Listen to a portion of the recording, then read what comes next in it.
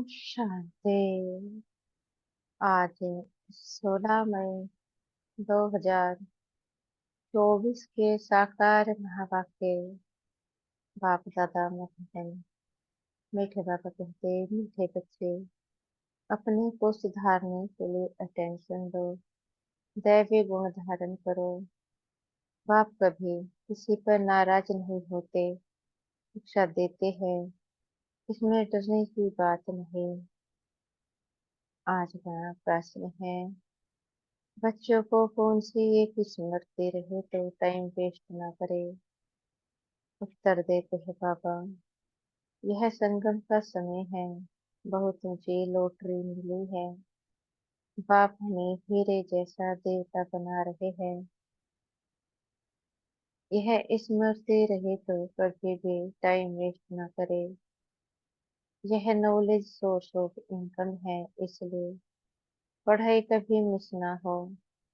माया देहाभिमान में लाने की कोशिश करेगी, लेकिन तुम्हारा डायरेक्ट बाप से योग हो तो समय सफल हो जाएगा। ओम शांति। बच्चों को यह तो मालूम है कि यह बाप है, इसमें डरने की बात नहीं। यह कोई साधु महात्मा नहीं है जो कोई बद्दुआ करेंगे या गुस्सा करेंगे। उन गुरु आदि में तो बहुत क्रोध होता है, तो उनसे मनुष्य डरते हैं। कहाँ श्राप न दे देवे। यहाँ तो ऐसी कोई बात नहीं। बच्चों को कभी डरने की बात नहीं। बाप से डरते वह है जो खुद चंचल होते हैं। वह लौकिक बाप तो गुस्सा भी करते हैं। यह तो बाप कभी गुस्सा आदि नहीं करते हैं, समझाते हैं। अगर बाप को याद नहीं करेंगे तो भी करोगे नाज नहीं होंगे। अपना ही जन्म जन्मांतर के लिए नुकसान करेंगे। बाप को समझाने देते हैं, आगे के लिए सुधर जाए। बाकी ऐसे नहीं कि बाप नाराज होते हैं। बाप तो समझाते रहते हैं। बच्चे अपने को सुधारने के लिए याद की यात्रा पर अटेंशन दो, साथ साथ चक्र को बुद्धि में रखो, दैवी गुण धारण करो। याद है मुक्ति। बाकी सृष्टि चक्र की नॉलेज तो बहुत सिंपल है। वह है सोर्स ऑफ इनकम, परंतु उनके साथ दैवी गुण भी धारण करने हैं। इस समय है बिल्कुल आसुरी गुण। छोटे बच्चों में भी आसुरी गुण होते हैं, लेकिन उन्हों को मारना बिल्कुल नहीं है और ही सीखते हैं। वहाँ सतयुग में तो सीखना नहीं होता है। यहाँ तो माँ बाप से बच्चे सब सीखते हैं। बाबा गरीबों की बात करते हैं। साहूकारों के लिए तो यहाँ जैसे स्वर्ग है। उनको ज्ञान की दरकार नहीं। यह तो पढ़ाई है। टीचर चाहिए जो सिखावे, सुधारे। तो बाप गरीबों की बात करते हैं। कैसी हालत है, कैसे कैसे बच्चे खराब होते हैं। माँ बाप को सब देखते रहते हैं, फिर छोटेपन में ही सब खराब हो जाते हैं। यह रूहानी बाप कहते हैं, मैं भी गरीब नवाज हूँ, समझाता हूँ। देखो इस दुनिया में मनुष्यों की क्या हालत है। तमो प्रधान दुनिया है। तमो प्रधान की भी कोई हद होती है न। 1250 वर्ष तो कलयुग को हुए, एक दिन भी कम जास्ते नहीं। दुनिया जब पूरी तमो प्रधान हुई, तब बाप को आना पड़ा। बाप कहते हैं, मैं ड्रामा अनुसार बंधाईमान हो, मुझे आना ही पड़ता है। शुरू में कितने करीब आए, साहूकार भी आए। दोनों इकट्ठे बैठते थे। बड़े बड़े घर की बच्चियां भागी, कुछ भी ले नहीं आई। इतना हंगामा हो गया। रामा ने जो होने का था वह हो गया। ख्याल भी नहीं था ऐसे होगा। बाबा खुद वंडर खाता था क्या हो रहा है। इन्हों की हिस्ट्री बड़ी वंडरफुल है। यह भी ड्रामा में मूड है। बाबा ने सबको कह दिया, चिट्ठी लिखा कर ले आओ, हम ज्ञान अमृत पीने जाते हैं। फिर उन्हों के पति लोग विलायत से आ गए। वह बोले, विश दो, यह के हमने ज्ञान अमृत पिया है, विष कैसे दे सकते हैं। इस पर इन्हों का एक गीत भी है। इसको कहते हैं चरित्र। शास्त्रों में फिर श्री कृष्ण के चरित्र लिख दिए हैं।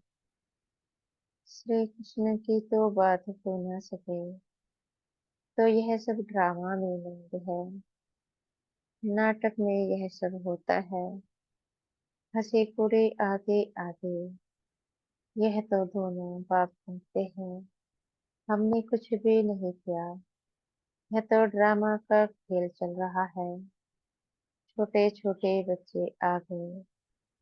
अभी वह कितने बड़े बड़े हो गए हैं। बच्चों के कितने वंडरफुल नाम संदेश पुत्रिया ले आए। फिर जो उनसे भाग गए, उनका वह नाम तो है ही नहीं। फिर पुराना नाम शुरू हो गया। इसलिए ब्राह्मणों की माला होती नहीं। तुम्हारे पास कुछ भी नहीं है। पहले माला फेंकते थे, अभी तुम माला के दाने बनते हो। वहां भक्ति होती नहीं। यह नॉलेज है समझने की, है भी सेकंड की नॉलेज। फिर उनको कहते हैं ज्ञान का सागर। सारा सागर से ही बनाओ, जंगल कलम बनाओ तो भी पूरा हो न सके। और फिर है भी सेकंड की बात। अल्प को जान गए हो तो बे बात सही जरूर मिलनी चाहिए। तो वह अवस्था जमाने में अथाह है। पतित से पावन होने में मेहनत है। बाप कहते हैं, अपने को आत्मा समझ मुझे, अपने बेहद के बाप को याद करो। इसमें है मेहनत। तदबीर कराने वाला टीचर तो है, परंतु किसकी तकदीर में नहीं है तो टीचर भी क्या करे। टीचर तो पढ़ाएंगे, ऐसे तो नहीं।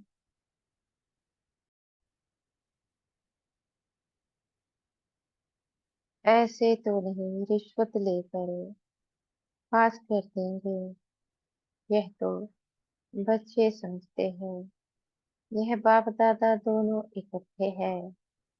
ढेर बच्चों की चिट्ठियां आते हैं बाप दादा के नाम पर। शिव बाबा केयर ऑफ प्रजापिता ब्रह्मा।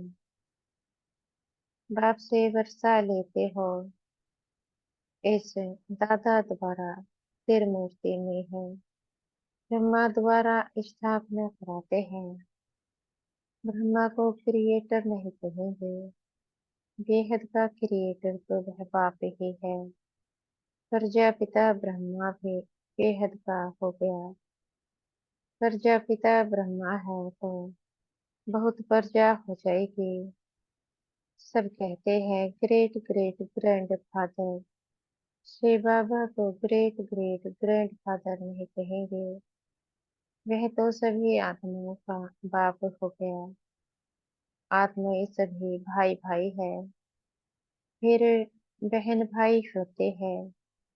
बेहद के सीजरे का हेड पर जब पिता ब्रह्मा हो गया, जैसे बिरादरी का सीजरा होता है ना, यह है बेहद का सीजरा। आदम और बीवी, एडम और ईव किसको कहते हैं? ब्रह्मा सरस्वती को कहेंगे। अब सीजरा तो बहुत बड़ा हो गया है, सारा झाड़ जड़ जड़ी भूत हो गया है। बाबा कहते हैं, फिर नया चाहिए। इसको कहा जाता है वैरायटी। मुंह झाड़। वैरायटी फीचर्स हैं, एक ना मिले दूसरे से। हर एक की एक्टिविटी का चार पार्ट एक ना मिले दूसरे से। यह बहुत गंभीर बातें हैं, छोटी बुद्धि वाले तो समझ न सके। बहुत मुश्किल है। हम आत्मा छोटी बिंदी है, परमपिता परमात्मा भी छोटी बिंदी है। यहाँ बाजू में आकर बैठते हैं। आत्मा कोई छोटी बड़ी नहीं होती है। बाप दादा दोनों का इकट्ठा पार्ट बड़ा वंडरफुल है। बाबा ने यह रथ बड़ा अनुभवी लिया है। बाबा खुद समझाते हैं, यह भाग्यशाली रथ है। इस मकान अथवा रथ में आत्मा बैठी है। हम ऐसे बाप को किराए पर अपना मकान भारत देवे तो क्या समझते हो? इसलिए इनको भाग्यशाली रथ कहा जाता है, जिसमें बाप बैठ तुम बच्चों को हीरे जैसा देवता बनाते हैं। आगे थोड़े ही समझते थे, बिल्कुल तुझे अबुद्धि थे। अभी तुम बच्चे समझते हो, तो फिर अच्छी रीति पुरुषार्थ भी करना चाहिए। टाइम वेस्ट नहीं करना चाहिए। स्कूल में टाइम वेस्ट करने से नापास हो जाएंगे। बाप तुमको बहुत बड़ी लॉटरी देते हैं। कोई राजा के घर जन्म लेते हैं, तो जैसे कि लॉटरी मिली ना, कंगाल है तो उनको लॉटरी थोड़े ही कहेंगे। यह सबसे ऊंची लॉटरी। इसमें टाइम वेस्ट नहीं करना चाहिए। बाबा जानते हैं, माया की बॉक्सिंग है। घड़ी घड़ी माया दे अभिमान में लाती है। तुम्हारा बाप के साथ डायरेक्ट योग है। सम्मुख बैठे हैं ना, इसलिए यहाँ रिफ्रेश होने आते हो। ड्रामा अनुसार बाप कहते हैं, मैं तुमको जो समझाता हो वह धारण करना है। यह ज्ञान भी तुमको अभी मिलता है, फिर प्रायलोक हो जाता है। देर रात में चली जाती है शांति धाम। फिर आधा कल्प के बाद भक्ति मार्ग शुरू होता है। आधा कल्प से तुम वेद शास्त्र पढ़ते आए, भक्ति करते आए हो। अब मूल बात समझाई जाती है कि तुम बाप को याद करो तो जन्म जन्मांतर के विकर्म विनाश हो। यह नॉलेज है सोर्स ऑफ इनकम। इससे तुम पद्मा पदम भाग्यशाली बनते हो, स्वर्ग के मालिक बनते हो। वहां तो वो सब सुख है। बाप याद दिलाते हैं, तुमको स्वर्ग में कितने अपार सुख दिए हैं। तुम विश्व के मालिक थे, फिर सब गवा दिया। तुम रावण के गुलाम बन गए हो। राम और रावण का कितना यह वंडरफुल खेल है।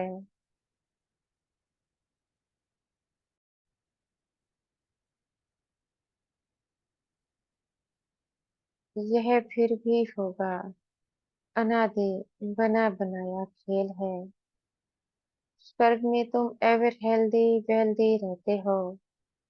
यहाँ मनुष्य को हेल्दी बनाने के लिए कितना खर्चा करते हैं, वह भी एक जन्म के लिए। तुमको आधा कल्प एवर हेल्दी बनाने में क्या खर्च होता है? एक नया पैसा भी नहीं। देवताएं एवर हेल्दी है ना। तुम यहाँ आए ही हो एवर हेल्दी बनने के लिए।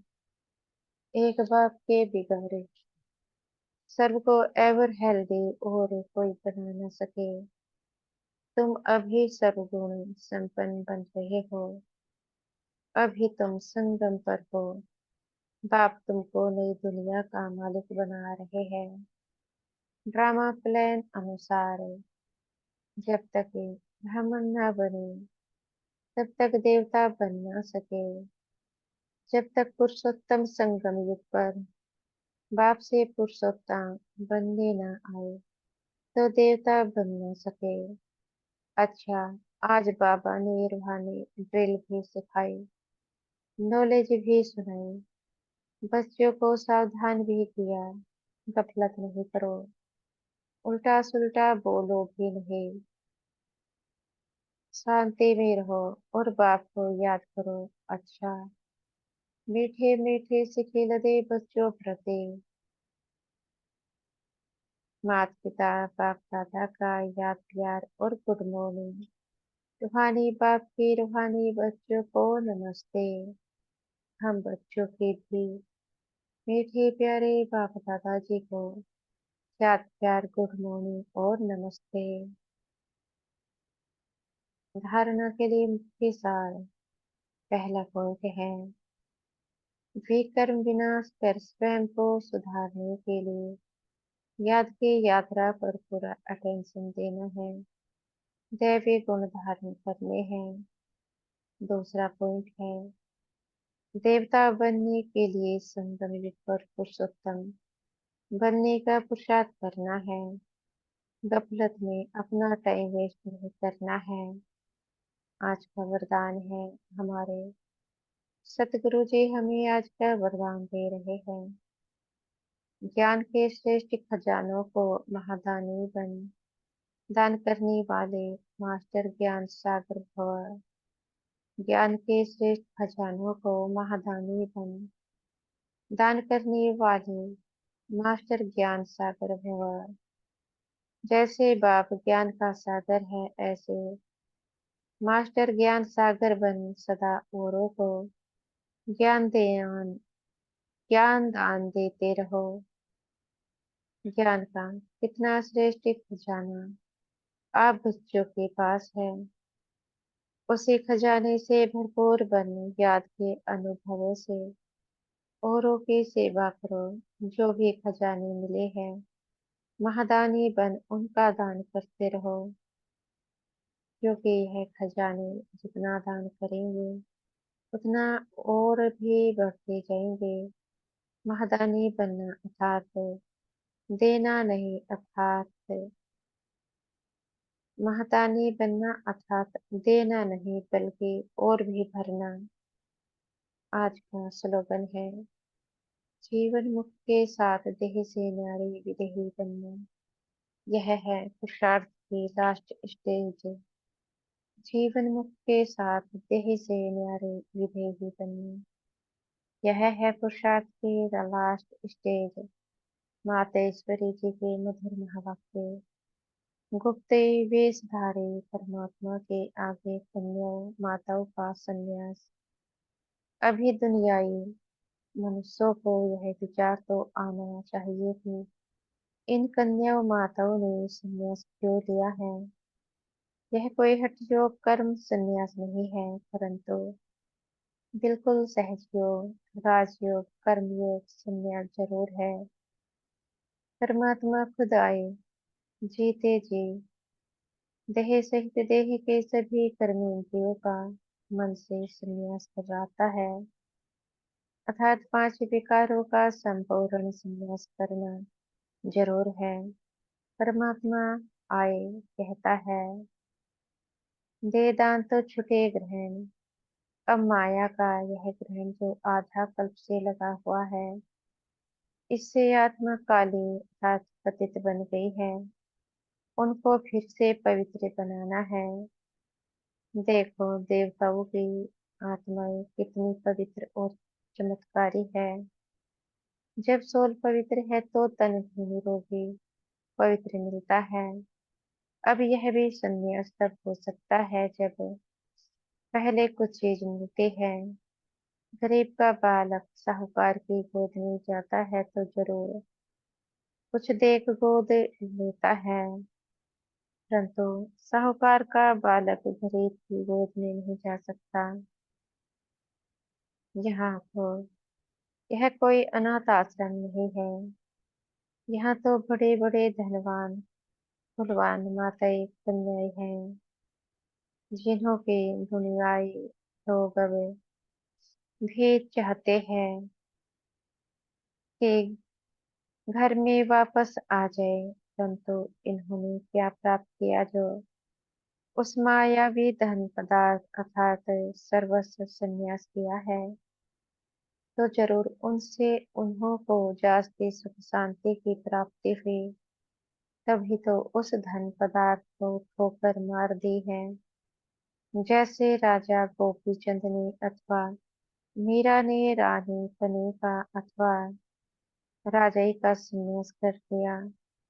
यह है ईश्वरीय अतीन्द्रिय अलौकिक सुख, जिसके आगे वो दुनियाई पदार्थ तुच्छ है। उन्हों को यह पता है कि इस मर्जीवा बनने से हम जन्म जन्मांतर के लिए अमरपुरी की बादशाही प्राप्त कर रहे हैं, तभी भविष्य बनाने का पुरुषार्थ कर रहे हैं। परमात्मा का बनना माना परमात्मा का हो जाना, सब कुछ उसको अर्पण कर देना, फिर वो रिटर्न में अविनाशी पद दे देता है। तो यह मनोकामना परमात्मा ही आकर इस संगम पर पूर्ण करता है, क्योंकि अपन जानते हैं कि विनाश ज्वाला में तन मन धन सहित सब भस्मीभूत हो जाएगा। तो क्यों ना परमात्मा अर्थ सफल करे। अब यह राज भी समझना है कि जब सब विनाश होना है तो हम भी लेकर क्या करें। हमको कोई सन्यासियों के मुआफिक मुंडलेश्वर के मुआफिक यहाँ महल बनाए नहीं बैठना है, परंतु ईश्वर अर्थ बीज बोने से वहाँ भविष्य जन्म जन्मांतर इनका बन जाना है। यह है गुप्तराज। प्रभु तो दाता है, एक देवे सो पावे, परंतु इस ज्ञान में पहले सहन करना पड़ता है। जितना सहन करेंगे उतना अंत में प्रभाव निकलेगा। इसलिए अभी से लेकर पुरुषार्थ करो। अच्छा, ओम शांति।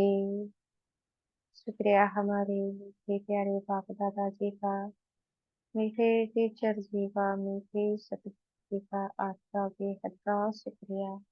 ओम शांति।